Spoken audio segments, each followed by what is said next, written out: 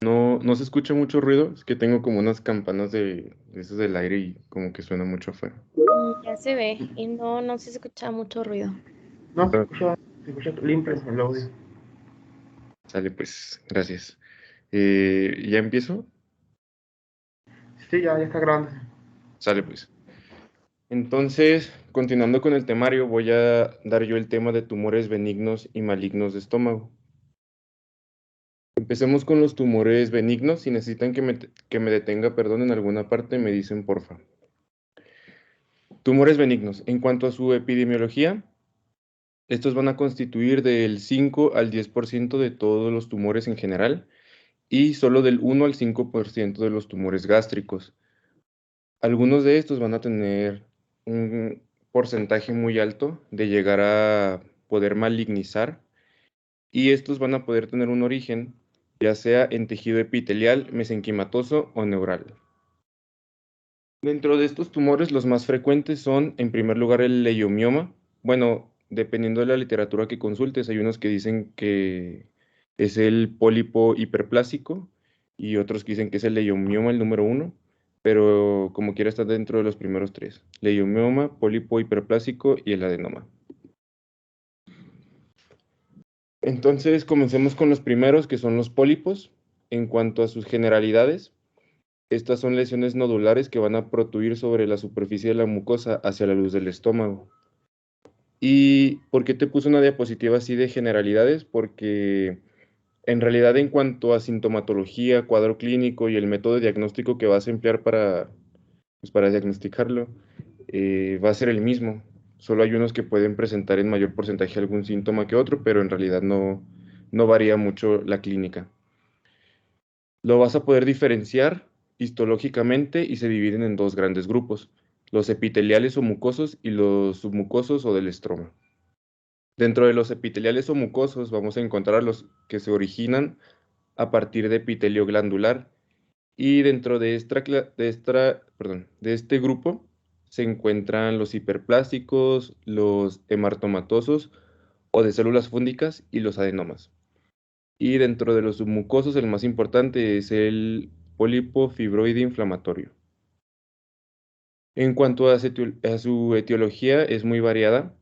Puede darse por una infección por H. pylori, puede darse por un uso prolongado de inhibidor de bomba de protones, por algún proceso inflamatorio crónico como la gastritis que ya vimos en la clase pasada, o por erosiones adyacentes a sitios donde se haya realizado una gastrostomía.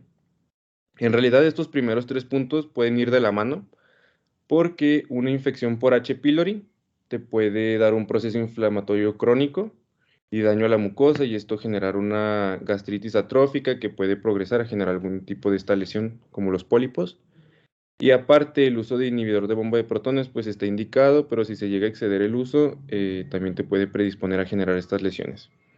Y en cuanto al cuadro clínico, son mayormente casi el mayor porcentaje de los pólipos son asintomáticos. De hecho, suelen encontrarse incidentalmente al momento de estar haciendo alguna serie o algún estudio, pero no sospechando pues de la lesión. Y en caso de que crezcan de tamaño y que ya sean pólipos bastante grandes, pueden llegar a presentar sangrado, esto por una erosión que van a causar en el epitelio al momento de incrementar su tamaño. Pueden causar anemia, de igual manera por este sangrado, dolor abdominal, obstrucción y vómito. Y en cuanto a su tratamiento en general, los pólipos que presenten síntomas y que midan más de 2 centímetros o que sean de un tejido adenomatoso, está indicado una polipectomía, porque tienen un alto grado, digo, perdón, un muy alto grado de llegar a malignizar. Y bueno, existe una clasificación en base a sus características macroscópicas que los divide en cuatro grupos. Y esta se llama, o la clasificación de llamada. El tipo uno son lesiones ligeramente elevadas, estas suelen ser benignas. El tipo 2 son lesiones sésiles. Dentro de este grupo, cuando midan menos de 5 milímetros, son lesiones benignas y cuando miden más de 5 ya tienen un riesgo elevado de malignizar. El tipo 3 son lesiones semipediculadas. Estas, Cuando son menos de 9 milímetros son benignas y más de 9 tienen riesgo a malignizar. Y el tipo 4 son lesiones pediculadas. Estas, cuando son menores a 2 centímetros, son benignas y mayores son ya con un alto grado de poder malignizar.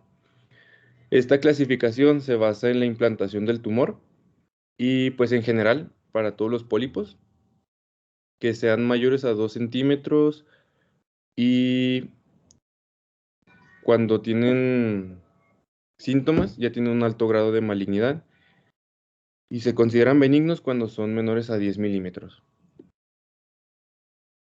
Esperen un poquito porque se me va a apagar esto.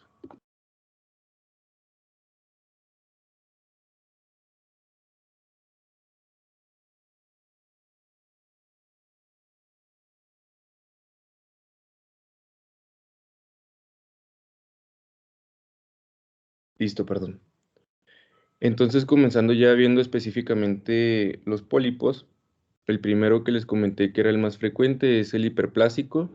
Este representa al 75% o más de los casos y se da por una proliferación de células inflamatorias de la fobia gástrica y van a resultar de un epitelio hipergenerativo en respuesta a una inflamación crónica.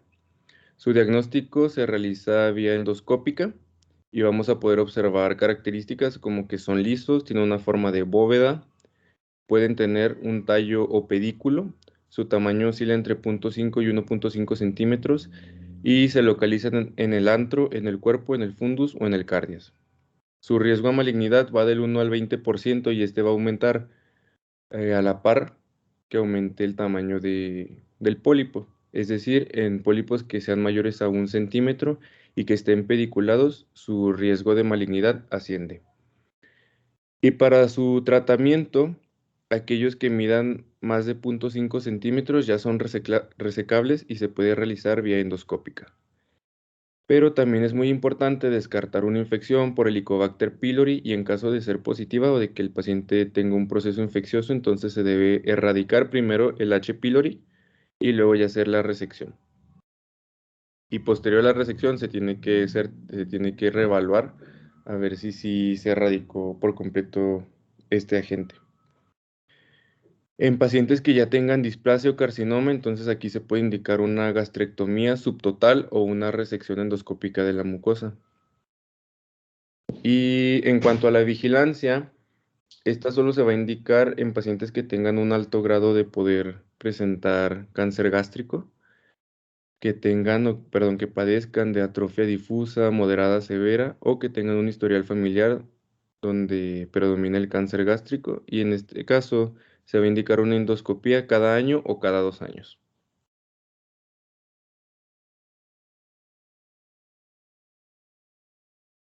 Le siguen los pólipos de glándulas fúndicas. Estos son mayormente asociados a síndromes polipoideos como la poliposis adenomatosa familiar, el carcinoma gástrico y los pólipos proximales de estómago. Son más frecuentes en mujeres que en hombres y se presentan a partir de los 40 años. De igual manera, su diagnóstico es mediante endoscopía. Estos son muy pequeñitos, miden de 0,1 a 0,8 centímetros, son lesiones hiperémicas, sésiles, tienen un contorno de superficie lisa y son de característica como vidriosa, así los describen en la literatura. Y estos sí son exclusivos del cuerpo gástrico y suelen ser múltiples. En cuanto al riesgo de malignidad, realmente es escaso. Y el tratamiento para aquellos que midan más de 1 centímetro de diámetro, que estén ulcerados o localizados en el antro, debe hacerse una resección quirúrgica, es el único tratamiento, y se debe descartar una displasia. Se va a hacer la resección quirúrgica, porque como estos pueden ser múltiples, se hace la resección y todavía se tiene que mandar ese tejido al patólogo para descartar un proceso de displasia. Y en sospecha de poliposis familiar o de síndrome de poliposis familiar, se debe indicar una colonoscopia al paciente cuando éste presente más de 20 pólipos, cuando estén localizados en el antro y cuando el paciente los haya, o sea, se haya hecho el hallazgo y que el paciente tenga menos de 40 años. Y en caso de que sean pólipos esporádicos o personas que padezcan del síndrome de Zollinger-Ellison, Lo principal es suspender el inhibidor de bomba de protones porque, como te mencioné al inicio, este puede predisponer a que surjan estas lesiones y se puede cambiar por un inhibidor de H2. Y en cuanto a su vigilancia, pues esta solo se indica en pacientes que tengan alguno de estos síndromes polipoideos.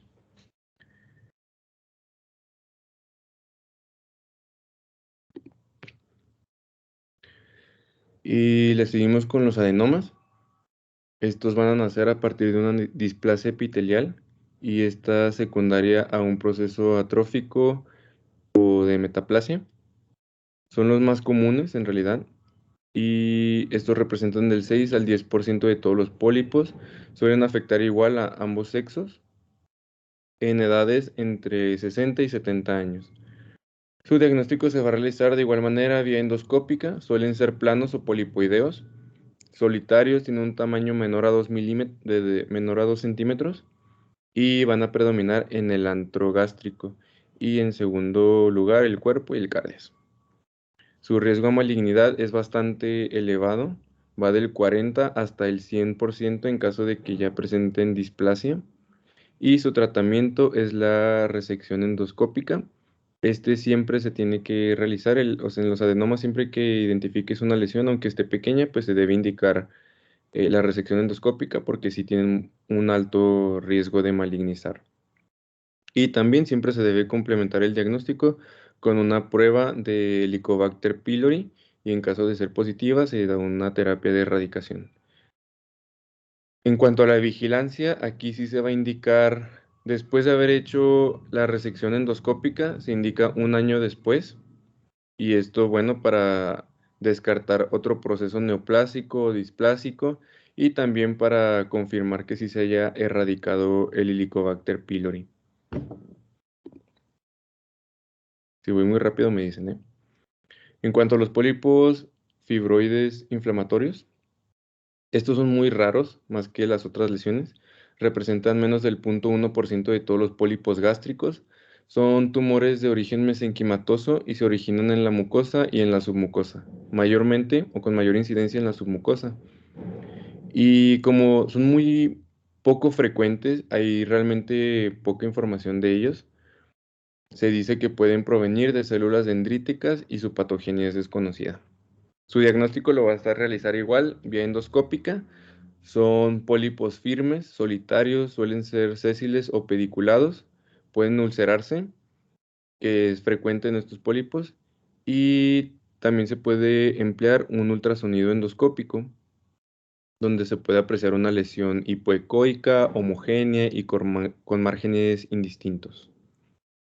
En cuanto a su tratamiento, se indica la resección endoscópica. Estos tumores no se indica una vigilancia porque en realidad no recurren.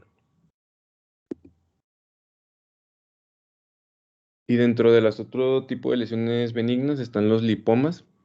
Estos son tumores grasos benignos, son también poco frecuentes, representan del 1 al 3% de todos los tumores gástricos. Suelen localizarse en el antro, en la submucosa, en el 95% de los casos y son aislados. En cuanto a su clínica, pueden llegar a presentar ulceración, que es muy frecuente porque estos tienden a crecer mucho de tamaño y entonces lesionan, hacen erosión en la mucosa. Su diagnóstico, aquí se prefiere la tomografía computarizada porque en ella se puede identificar muy fácilmente el tejido graso. Y bueno, también no se debe descartar la opinión de un patólogo para descartar procesos malignos, aunque es raro en este tipo de tumor. Y su tratamiento es la resección quirúrgica, pero nada más indica en aquellos pacientes que ya presenten una sintomatología. Y la otra lesión es el leiomioma. Estos son aún más frecuentes. Les digo que entre este y el otro hiperplásico como que se están casi empatados en cuanto a frecuencia y se van a localizar en el cuerpo y en el antro. Su diagnóstico se puede realizar también vía endoscópica, que es el de elección, o con una tomografía computarizada o una ecoendoscopía. La ecoendoscopía, acuérdate que te ayuda también a ver qué tanto abarca del tejido. Su tamaño suele ser de 2 centímetros o menos se origina, perdón, a partir del músculo liso. Suelen ser duros y asintomáticos en el mayor porcentaje de los casos. En caso de llegar a presentar síntomas, los más comunes son dolor y hemorragia, y su riesgo de malignidad va a aumentar cuando midan más de 2 centímetros y que ya el paciente sea sintomático. Para esto, el tratamiento que se indica es una resección en cuña laparoscópica. ¿Hasta aquí hay alguna duda? Porque ya siguen los tumores malignos. Entonces, yo sí, algo rápido. Sí, Ok, entonces por la endoscopía, es que lo que estoy entendiendo es que por la endoscopía podemos identificarlos y hasta por su tamaño, ¿verdad? O sea, el tamaño también nos va a dar una idea de cuáles son. Pues sí, así como macroscópicamente son muy similares. Bueno, al menos yo no tengo como un buen ojo de patólogo y la neta las fotos que les puse ahí como que se me hicieron muy iguales todas, menos el lipoma, pero sí te puedes guiar de eso porque si te fijas, por ejemplo, uno se asocian a un síndrome, como los de glándulas fúndicas, que son múltiples, y los otros generalmente son solitarios. Entonces, macroscópicamente son muy parecidos. En realidad yo creo que sí es mejor la biopsia porque aparte descartas la malignidad del tumor. No sé si eso respondió a tu pregunta o me desvié. Sí, sí, sí, sí, gracias. Sale pues. Entonces, empezando con los tumores malignos, el primero son los tumores gástricos neuroendocrinos o carcinoides. Estos son derivados de células enterocromafines, representan el 1% de todas las neoplasias del estómago y el 23% de todos los tumores del aparato gastrointestinal, porque este se puede presentar en toda su extensión. No hay predominio. En general no predominan en un sexo mayor que en otro, pero existe una clasificación que se basa en su etiología, en su comportamiento biológico y en su pronóstico. Esta clasificación nos ayuda a determinar el diagnóstico y pues, como lo dije ahorita, el pronóstico que va a tener la lesión. Y aquí sí puede que uno incida más en un sexo que en otro. Y bueno, lo divide en 4 tipos. El tipo 1 es el más frecuente, del 70 al 80% de los casos. Está asociado a una hipergastrinemia prolongada y esta va a ser secundaria a una gastritis atrófica autoinmune. Van a estar restringidos al cuerpo gástrico, suelen ser más frecuentes en mujeres entre los 40 y 60 años. En cuanto a su cuadro clínico, pueden ser asintomáticos o presentar un síndrome dispéptico y anemia macrocítica por deficiencia de hierro. Estos son rara vez invasivos y son de un lento crecimiento. Tienen también buen pronóstico por lo mismo y solo el menos del 1% puede malignizar. El tipo 2 representa del 5 al 8%. Son los menos frecuentes, también se dan por una hipergastrinemia prolongada, pero esta, a diferencia del tipo 1, esta se da por tumores productores de gastrina. Son muy pequeños, de 1 a 2 centímetros, son bien diferenciados, se localizan en el fondo y en el cuerpo gástrico y rara vez en el cardias. Y también tienen muy buen pronóstico, aparte de que son muy poco frecuentes. El tipo 3 o esporádicos, bueno, aquí voy a hacer un paréntesis porque en varias literaturas tú vas a encontrar que esta clasificación solo los divide en 3 tipos, pero también hay otras que los dividen en 4 y hay otras que dicen que este mismo tipo 3 lo dividen en un cuarto. O sea, sería como si pusieras 3A, por así decirlo. Porque en realidad tiene el mismo pronóstico, el mismo riesgo de malignidad, nada más que el tipo 4 lo diferencian porque ya tiene un factor etiológico diferente. Entonces, sabiendo esto, pues el tipo 3 o esporádico representan del 14 al 25%, no tienen factores predisponentes específicos, pero se sabe que afecta más a hombres que a mujeres a partir de los 50 años. Estos no se asocian con hipergastrinemia, suelen ser tumores solitarios de más de 2 centímetros de diámetro, pueden ulcerar, es muy frecuente que presenten ulceración en la superficie, suelen localizarse en el fondo y cuerpo gástrico y van a surgir de mucosa gástrica sana y no se acompañan de algún proceso hiperplásico de células enterocromafines. Estos, como su nombre lo dice, son esporádicos y no son funcionales. Clínicamente, el paciente puede presentar sangrado y este sangrado le puede causar anemia y metástasis. La metástasis se da en el 100% de los casos a ganglios regionales y al hígado. Tienen un muy mal pronóstico y una mortalidad del 25 al 87%, con una sobrevida promedio de 28 meses. Y el tipo 4, lo único que cambia aquí, acuérdate, nada más es la etiología. Estos son carcinomas probablemente diferenciados o que surgen de tumores productores de adenocorticotropina, serotonina o una mezcla de carcinomas endocrinos y exócrinos. En cuanto a su diagnóstico, aquí se realiza mediante biopsia endoscópica y también se solicitan ciertos marcadores tumorales, como lo es la sinaptofisina y o la CD56 y el Ki67, que este te va a indicar el grado proliferativo. El grado proliferativo hace referencia, pues estos tumores, como te mencioné ahorita, sí dan metástasis casi en el 100% de los casos y suelen crecer bastante rápido, en especial los últimos dos, porque acuérdate que el uno crece muy lento, el 2 es infrecuente, el 3 y 4 crecen rápido y dan metástasis, y el Ki67 va a indicar eso, que hay un proceso proliferativo celular mm, aumentado, y esto puede indicar malignidad. En cuanto a su tratamiento, el tipo 1 y el tipo 2 se puede hacer una resección endoscópica y en pacientes con tipo 1 que sean recurrentes, entonces sí se considera una antrectomía. Esto para no tener el estímulo de secreción de gastrina, que es lo que los provoca.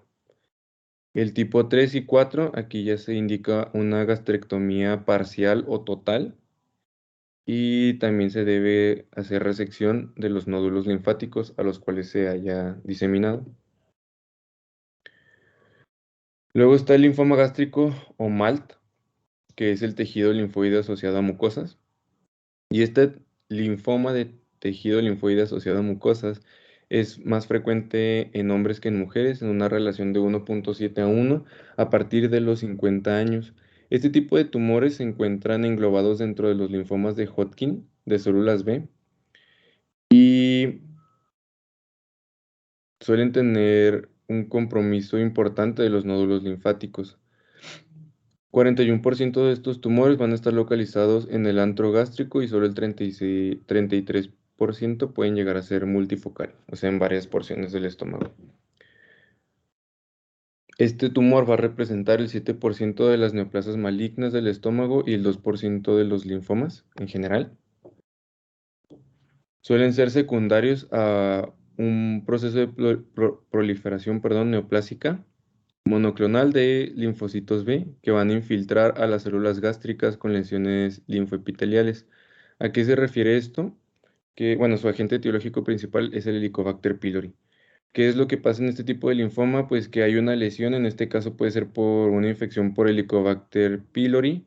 Entonces, este va a colonizar la mucosa, va a desencadenar un proceso inflamatorio agudo con destrucción de la mucosa foveolar y después pues acuérdate que el Helicobacter pylori así funciona, se aloja, crea como una tipo nube de amonio y esto por las ureasas que tiene para defenderse del ácido gástrico y entonces esto genera también lesión y erosión a la mucosa y este proceso de inflamación aguda puede progresar a ser crónico, entonces aumenta el infiltrado de todas estas células inflamatorias de linfocitos, eosinófilos y células plasmáticas.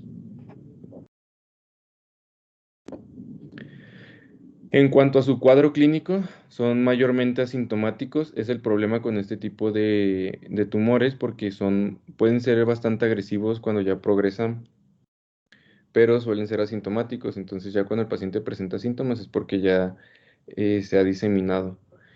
Y en caso de presentar síntomas, suele presentar un cuadro dispéptico, epigastralgia, sensación de plenitud temprana, náuseas y vómito. Y en estadios avanzados puede presentar pérdida de peso, fatiga, anorexia, sangrado de tubo digestivo y de solo del 10 al 20% de los casos se puede llegar a palpar una masa abdominal. Para su diagnóstico se utiliza una biopsia vía gastroscopía. Aquí se va a observar una mucosa de aspecto gástrico inespecífico con ulceraciones múltiples. Estas pueden ser confluentes, pueden rebasar hasta el píloro y afectar el duodeno. En estos casos ya se dice que ya tiene un alto grado de malignidad o un peor pronóstico. Se suelen ver los pliegues engrosados y o con masas irregulares polipoideas y se debe siempre confirmar el diagnóstico con un hematopatólogo. Estos linfomas tienen una vía de diseminación vía hematógena. Y si te fijas aquí en la imagen de la derecha, se pueden ver estas características, que sí es un aspecto de la mucosa pues gástrica inespecífico, a diferencia de las que te enseñé al inicio, como los pólipos, que se veía una masa polipoidea o con ciertas características, pues aquí pareciera ser que nada más tiene como pequeñas lesiones confluentes, pero no hay una masa así que tú digas, ay, ahí tiene un tumor. Y en cuanto a estudios inmunohistoquímicos, se pueden pedir los marcadores CD20, CD21, CD35 y conteo de IgM. Otro estudio que se puede realizar es la tomografía por emisión de positrones. Esta se indica más que nada después de que se da un tratamiento para evaluar su respuesta y también en fases iniciales nada más para evaluar la extensión, porque la PET pues te ayuda mucho a eso, a evaluar la diseminación de los tumores. Y en cuanto a su tratamiento, otra vez, lo primero es erradicar el Helicobacter pylori en caso de que el paciente presente una infección. Se puede indicar un tratamiento oncológico con quimio y radioterapia. Estos tumores responden muy bien a este tipo de tratamiento. En caso de que el paciente llegue a tener contraindicado el tratamiento con radioterapia, se puede indicar una quimioterapia o inmunoterapia o una combinación de ambas. Y no se recomienda aquí tratamiento quirúrgico, principalmente por las características del tumor y porque no se ha encontrado una efectividad en ese tratamiento quirúrgico. Suele ser bastante agresivo porque como suele diseminar rápido y en áreas grandes, entonces tendría que ser algo pues bastante agresivo. Como responde bien a la quimioterapia, se puede indicar eso y ya. Para estos hay una clasificación que es la de Ann Arbor. Esta clasificación se utiliza para los linfomas de Hodgkin. La imagen de la derecha, donde está el mono este, esa es la clasificación original, y en la izquierda está una que yo encontré en un artículo que hablaban de este tipo de linfomas, y esta es específica para estas lesiones del linfoma MALT abdominal o gástrico, pues. Y aquí lo que se requiere también es solicitar un ultrasonido abdominal completo, una tomografía computarizada de tórax y abdomen y una biopsia de la médula ósea para descartar la metástasis, ¿verdad? También un ultrasonido endoscópico y pues ya todo esto es lo que nos va a poder hacer también determinar el estadiaje y es esta otra clasificación modificada. Mm, es que no puedo ver. ¿Sí se les está cambiando a ustedes o están viendo la clasificación? Todavía la clasificación.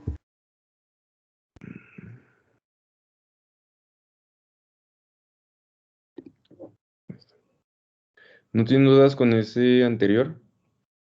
De esos hay mucha información, pero traté de puntualizar lo más importante. No, todo bien, gracias. Bueno, salió. Y le siguen de tumores malignos los tumores del estroma gastrointestinal o GIST, no sé cómo se les llega a decir. Estos se dan por una neoplasia mesenquimatosa, son los más comunes del tracto gastrointestinal y estos antes los clasificaban como tumores de músculo liso o neurales. Pero pues ahora con ciertos estudios se sabe que no es así. De estos es importante y los menciono en esta presentación porque el 66% suelen localizarse en el estómago y solo un tercio en el intestino delgado y menos del 10% en el esófago, colon y ano recto. Estos van a tener un origen en las células de Cajal y presentan una mutación específica al receptor del factor de crecimiento derivado de plaquetas y de proteína c-KIT, que ya le hemos escuchado en otras presentaciones. En cuanto a su epidemiología, Son muy asociados a síndromes oncológicos familiares como el complejo de Carney, la neurofibromatosis tipo 1 y el síndrome de Carney-Stratakis.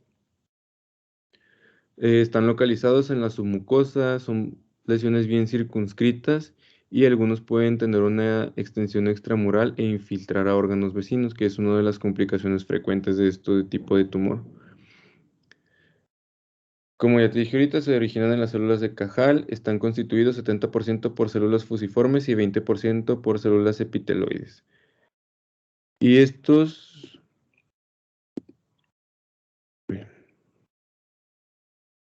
Bueno, estos tienen un alto riesgo de malignidad, en especial aquellos que midan más de 1 centímetro. Su diagnóstico se ve realizar vía endoscópica, una biopsia endoscópica, y aquí se va a poder observar, al momento de hacer la biopsia, un tumor cubierto de mucosa normal, y por eso se les denomina como lesiones subepiteliales. También se recomienda auxiliarse de un ultrasonido endoscópico y una tomografía computarizada. Esto es porque con estos tres estudios se puede hacer un estadiaje más preciso de la lesión.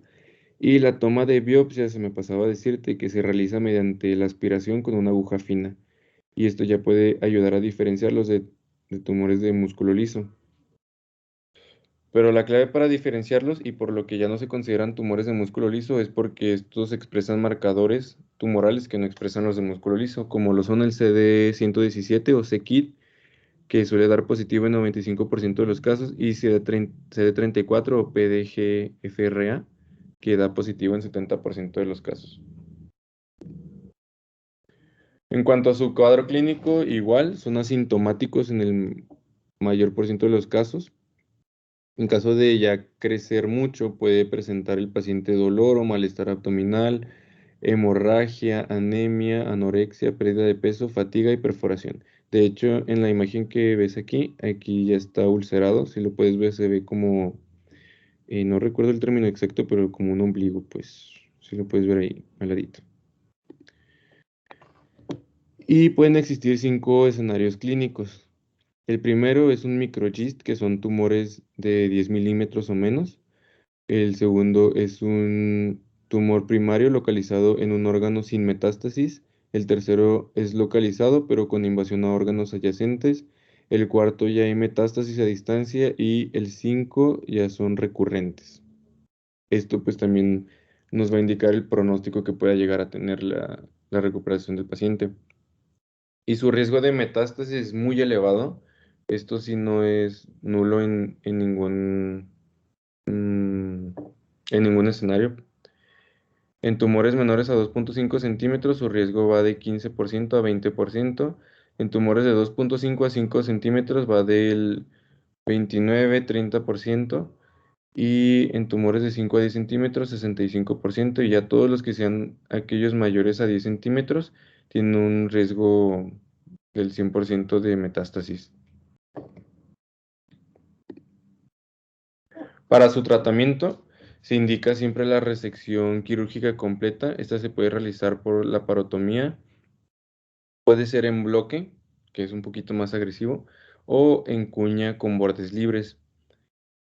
Y se recomienda también dar una terapia adyuvante con inhibidores de la tirosincinasa y realizar una resección quirúrgica a los 6 a 12 meses después.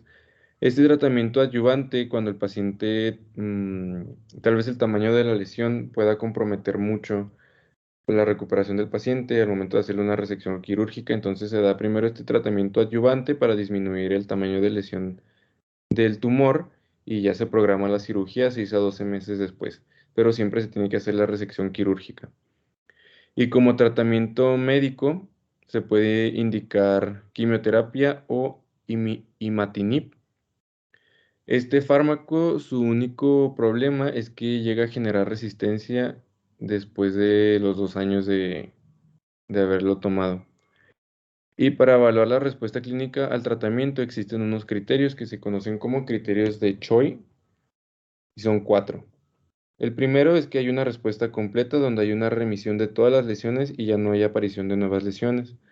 El segundo es una respuesta parcial, hay una disminución del tamaño del tumor de un 10% o mayor, y hay una baja en la densidad del tumor de un 15%, y una ausencia de lesiones nuevas y progresión en las lesiones mesurables. El tipo 3 es una enfermedad estable. Dentro de este, pues no van a reunir los criterios para tener una respuesta completa al tratamiento o respuesta parcial, pero ya no presenta un deterioro sintomático. Y el tipo 4 ya es la progresión de la enfermedad, pues aquí no hay respuesta al tratamiento y hay un aumento incluso del tamaño del tumor, 10% o más. Algo importante también que te iba a mencionar en esto es que después de haber hecho la resección quirúrgica, la sobrevida a los 5 años en caso de ser un tumor de bajo grado es de 80% y de ser un tumor de alto grado que ya presente metástasis y recurrencia, disminuye hasta 30% o menos. ¿No hay dos hasta aquí? Ya esto es lo último, el adenocarcinoma o cáncer gástrico. Bien, entonces empezando con la epidemiología. El cáncer gástrico va a representar la segunda causa de muerte a nivel mundial. En el 2012, la Organización Mundial de la Salud estimó que alrededor de 1 millón de nuevos casos de cáncer gástrico se presentaban, esto a nivel mundial. Y esto representaba el 16.8% del total de las neoplasias malignas. Esto lo posicionó en ese año en el quinto lugar después del cáncer de pulmón, mama, el cuello rectal y de próstata. Y en México, en el 2011, se reportaron que el cáncer gástrico se encontraba en las principales causas de morbilidad hospitalaria del género masculino. El cáncer gástrico, además, es una patología altamente letal. Tiene una tasa de sobrevida a los 5 años del 23% en cualquier etapa clínica y solo del 5% en caso de ser una enfermedad ya diseminada, que ya es el peor pronóstico. En relación hombre-mujer, es de 2 a 1 y son frecuentes a partir de la séptima década de la vida. En hombres, representa entonces el tercer lugar en frecuencia después del cáncer de próstata, de bronquios, de pulmón. Y en mujeres, el cuarto lugar después del cáncer de mama, el cervicuterino, el de hígado y de vías biliares. Y para que no se quede solo en texto, estas son unas gráficas de la epidemiología. Esto es el ranking a nivel mundial. Esta la saqué de una página que se llama Globocan, que es de la OMS, y aquí hacen conteos pues cada determinado tiempo. Este es del 2020 y aquí puedes ver que el cáncer de estómago se encuentra en el sexto lugar. Lo importante aquí en la epidemiología es que tiene una alta incidencia, igual está dentro de los primeros 10 y si te fijas su incidencia está casi pareja con la mortalidad, que es la barrita roja. La incidencia es la azul, la roja es la mortalidad. Entonces eso quiere decir que es una enfermedad bastante maligna y mortal. En la relación hombre-mujer, igual esto es a nivel global. Se encuentra en hombres en el cuarto lugar, aquí está el cáncer de estómago, y en mujeres en el quinto lugar. Si te fijas, en este caso a nivel mundial, la mortalidad, que es la barrita roja, está incluso más aumentada que en comparación con próstata y colorectal. Y aquí en el caso de las mujeres, también es una mortalidad bastante elevada. En mujeres es menos incidente, pero es más mortal. Si te fijas, hay mucho menos diferencia entre la incidencia y la mortalidad. Y esta es la última gráfica. No creo que voy a poner muchas. Que te indica, esto nada más es en México. En México, el cáncer de estómago representa el sexto lugar de, en cuanto a cánceres. Y en cuanto a mortalidad, está en la tablita de abajo también. Es el séptimo lugar. Igual se encuentra pues dentro de las primeras enfermedades mortales. En cuanto a su etiología, existen muchos factores de riesgo, principalmente otra vez, porque lo hemos visto como protagonista de todas nuestras lesiones en esta presentación, al Helicobacter pylori, el tabaco, la gastritis crónica atrófica, que también puede ir de la mano con el Helicobacter pylori, una gastrectomía parcial que tenga el paciente familiares de primer grado con antecedentes de cáncer gástrico, los pólipos adenomatosos, que ya vimos que puede malignizar muy fácilmente, la poliposis adenomatosa familiar, las mutaciones del gen de caderina E. Este es importante porque también se ha enfatizado en los últimos años y representa el 75 al 85% de riesgo a que el paciente padezca cáncer gástrico. El síndrome de Lynch, que es un síndrome donde el paciente está muy predispuesto a presentar cualquier tipo de cáncer. El consumo de alimentos ahumados o en conserva de vinagre, esto porque tiene un alto contenido de nitritos. Y algo que se me pasó poner aquí es también en pacientes que, pade- que tengan antecedentes de úlcera gástrica, perdón, representa el 25% de riesgo y en especial en úlceras que no hayan cicatrizado o que posterior al manejo no hayan cicatrizado, se debe considerar ya con un potencial maligno alto y se debe indicar entonces de preferencia un tratamiento quirúrgico. Y aquí a la derecha está un esquema de la secuencia frecuente que puede llegar a malignizar. Tenemos primero la mucosa normal, puede darse una gastritis crónica atrófica. Esto puede ser dentro de otras entidades etiológicas, principalmente por el Helicobacter pylori.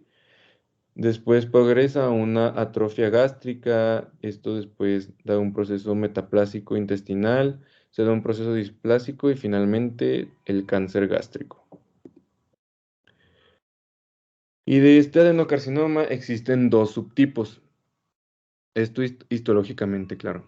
El tipo 1 es el intestinal. Este se caracteriza por tener estructuras tubulares similares a las glándulas intestinales, pero este es más frecuente en Asia. Aquí en Occidente no es tan frecuente. Aquí es más frecuente el difuso, que este va a carecer de una estructura glandular y se va a componer de células que van a infiltrar a la pared del estómago.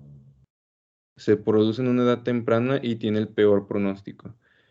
Aparte, por este mismo mecanismo de infiltración puede dar lugar a el engrosamiento y esto conlleva una rigidez de la mucosa estomacal y esto se conoce como linitis plástica.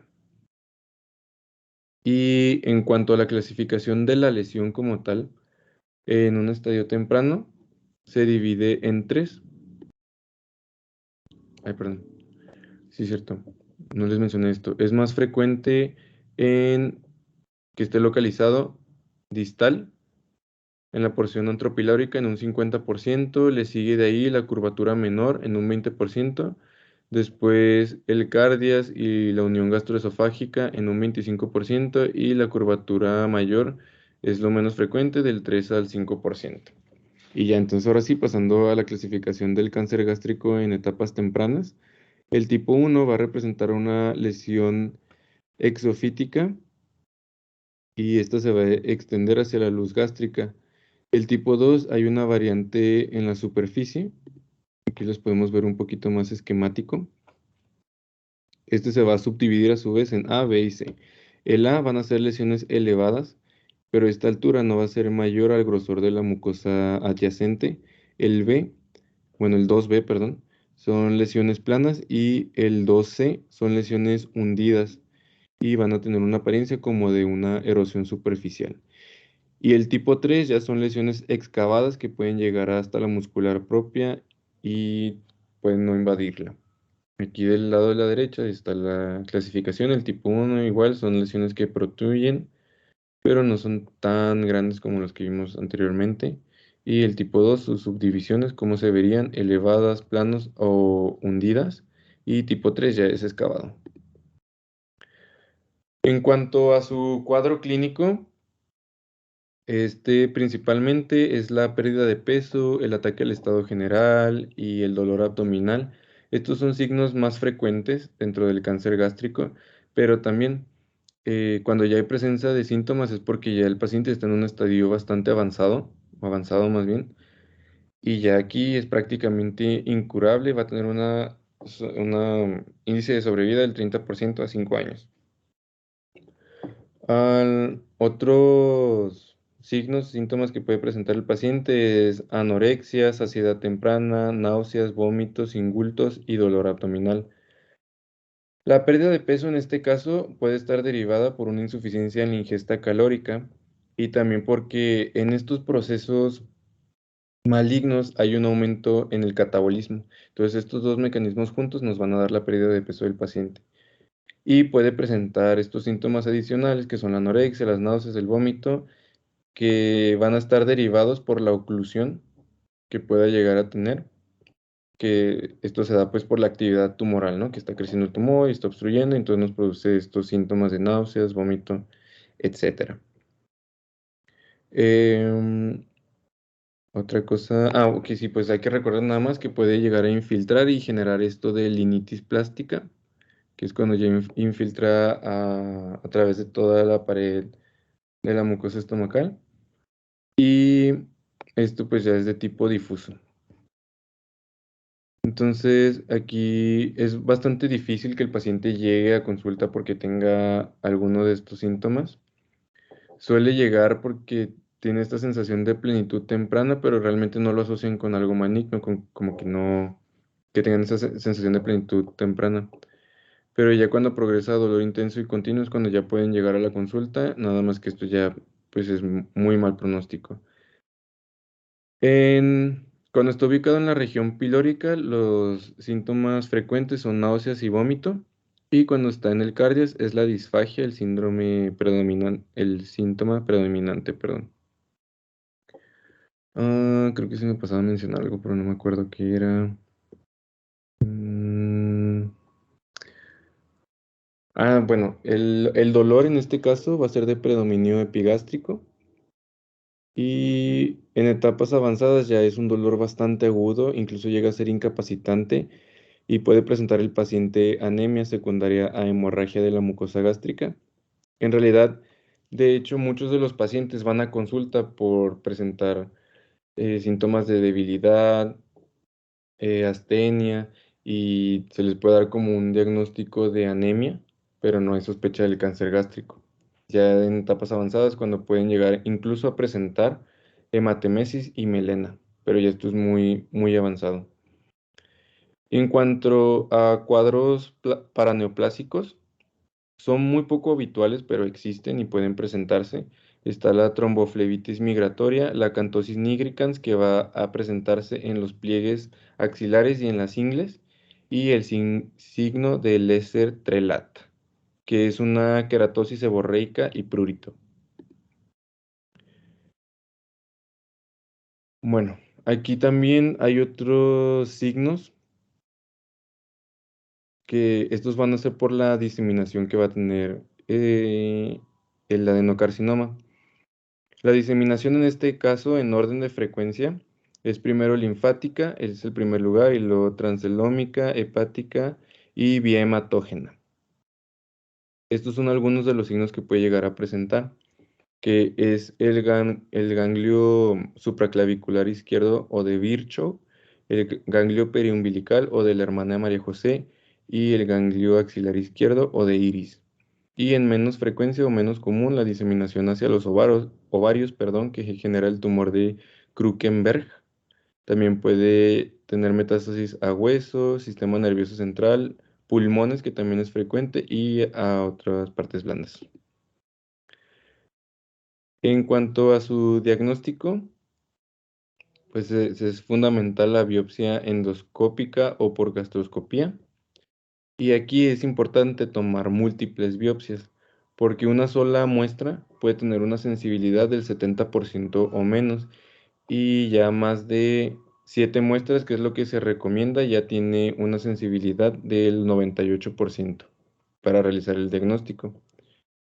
También se recomienda juntar con otros estudios para la estadificación del tumor, como la serie esófago-gastroduodenal, que ya la conoces. Esta debe hacerse de doble contraste y tiene un 75% de sensibilidad para los tumores. Aunado a esto, se puede pedir una tomografía computarizada de tóraco-abdominal, y esto nos va a ayudar más que nada al estadiaje de la N y la M, que si te acuerdas son los ganglios, la diseminación a ganglios y la metástasis. La ecografía endoscópica también es incluso mejor para la estadificación de la T, que es la característica del tumor, hasta donde, acuérdate que era que se dividían en cuatro, ya cuando estaban, pues manifiesta la lesión, que hasta dónde llega la mucosa, la submucosa, muscular propia, adventicia y órganos adyacentes. En este caso, pues la ecografía es la más útil para eso. Y se puede pedir el marcador tumoral SEA, más que nada para el seguimiento después de haber hecho un procedimiento quirúrgico. Y para el estadiaje pues, se utiliza el TNM que ya conoces y hay una que se llama R-status que también se puede complementar. Y en cuanto al tratamiento, pues nada más indica tratamiento endoscópico en aquellos adenocarcinomas gástricos que sean de tipo intestinal, que estén limitados a la mucosa y que tengan N0 o M0, o sea, que no presenten diseminación a ganglios y que no presenten metástasis y que sean lesiones pequeñas. En cuanto a un procedimiento quirúrgico, el tratamiento es la gastrectomía. Esta, pues suele indicarse una gastrectomía total y se debe también hacer resección de los ganglios a donde haya diseminado, una linfadectomía y reconstrucción de Y de Rowe. Y también se puede ayudar de una quimio y radioterapia en pacientes que ya tengan una afectación local avanzada o que tengan una lesión de T2 en adelante con adenopatías. Y ya eso es todo en realidad. No sé si tengan alguna duda, pregunta o comentario. Perdón si me trabé poquito, es que como se me está yendo y viniendo el internet, siento como que se me va a cortar.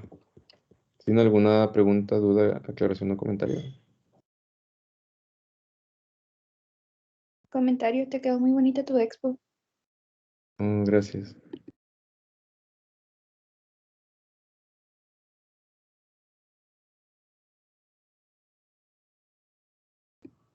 Bueno, si ya no tienen preguntas o si quieren que le regrese una parte, pues me dicen. Si no, pues yo creo que ya podemos terminar la llamada.